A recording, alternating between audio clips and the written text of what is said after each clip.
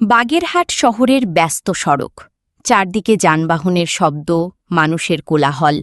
আর সেই শহরের মাঝেই হঠাৎ দেখা মিলল একসাথে ৩টি হনুমানের।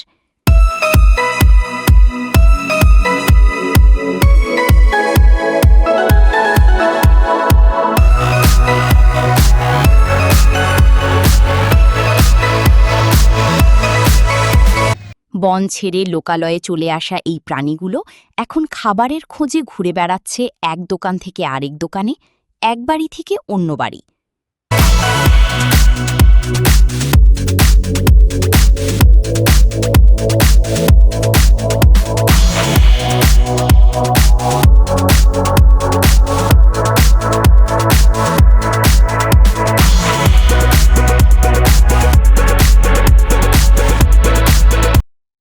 কখনো রাস্তার পাশে, কখনো গাছের ডালে, আবার কখনো ভবনের ছাদে।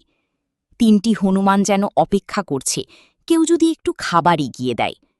কেউ বিস্কুট দিচ্ছেন, কেউ কলা, আবার কেউ দূর থেকে শুধু তাকিয়ে দেখছেন তাদের অসহায় অবস্থা।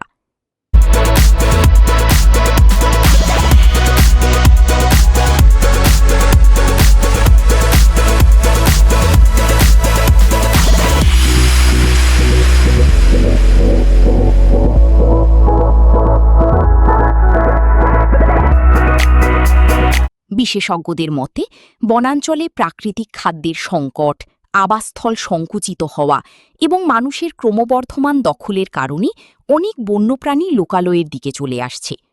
খাবারের সহজ প্রাপ্যতার আশায় তারা শহরেও বিচরণ করছে।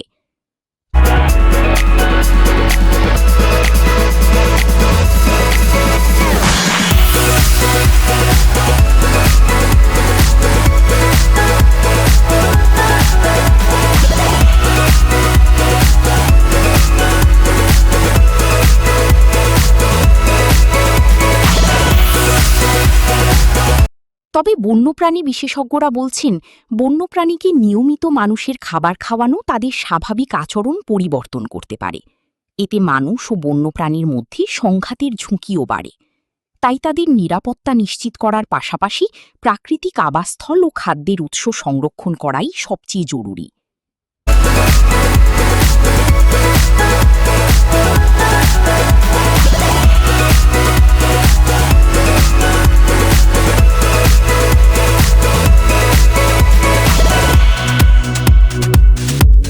আজ ৩টি হনুমান খাবারের খোঁজে বাগেরহাট শহরে ঘুরে বেড়াচ্ছে। কিন্তু প্রশ্ন থেকে যায়, প্রকৃতির এই বাসিন্দাদের কেন নিজের আবাস ছেড়ে মানুষের শহরে চলে আসতে হচ্ছে? এই প্রশ্নের উত্তর খুঁজে বের করাই এখন সময়ের দাবি।